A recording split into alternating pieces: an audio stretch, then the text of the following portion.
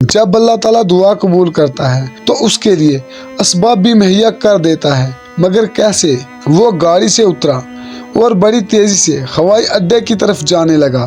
جہاز اڑنے کے لیے تیار تھا اور اسے ایک کانفرنس میں شرکت کرنی تھی جو اس کے اعزاز میں دی جا رہی تھی۔ جلدی جلدی جہاز میں پہنچ کر وہ اپنی سیٹ پر بیٹھا اور جہاز اڑنے لگا، اور ابھی جہاز اڑنے کے بعد کچھ ہی دور گیا تھا کہ اچانک اعلان ہوا۔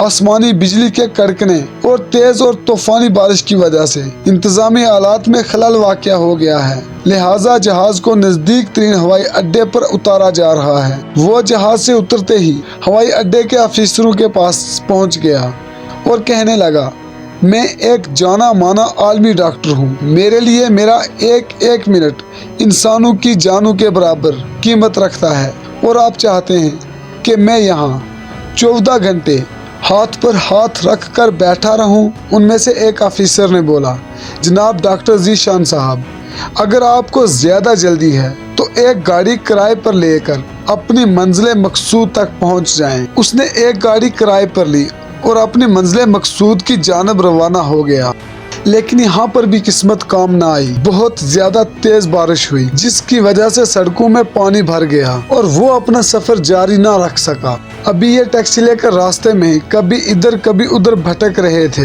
کہ احساس ہوا راستہ گم ہو گیا ہے۔ نا امیدی کے ساتھ آگے چل ہی رہے تھے، اچانک ایک چھوٹے سے گھر پر نظر پڑی۔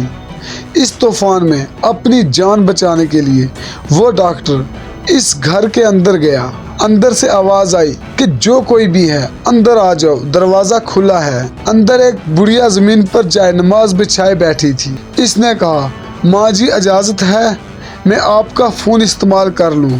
بڑھیا مسکرائی اور بولی، بیٹا کون سا فون؟ یہاں تو نہ بجلی ہے نہ فون، لیکن تم بیٹھو، سامنے چائے رکھی ہے، پیالی میں ڈال کر پیو، تھکن دور ہو جائے گی، اور کھانے کو بھی کچھ نہ کچھ رکھا ہوگا، کھا لو تاکہ اگلے سفر کے لیے بدن میں طاقت آئے۔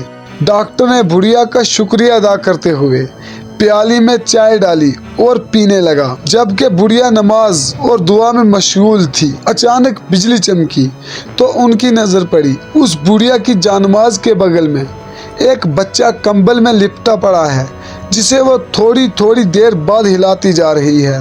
جب کافی دیر بعد بڑھیا نماز پڑھ کر فارغ ہوئی تو ڈاکٹر نے کہا کہ آپ کے اس اخلاق اور لطف و کرم کا نہایت ہی مشکور ہوں، میرے لیے بھی دعا کیجیے۔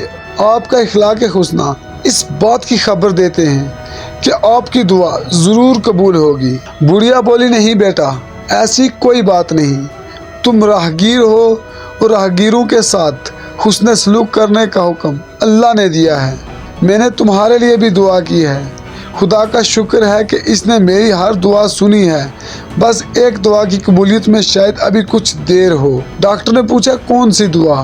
بڑھیا بولی، یہ جو بچہ تمہاری آنکھوں کے سامنے ادموا پڑا ہے میرا پوتا ہے، نہ اس کی ماں زندہ رہی نہ باپ، اس بڑھاپے میں اس کی ذمہ داری مجھ پر ہے۔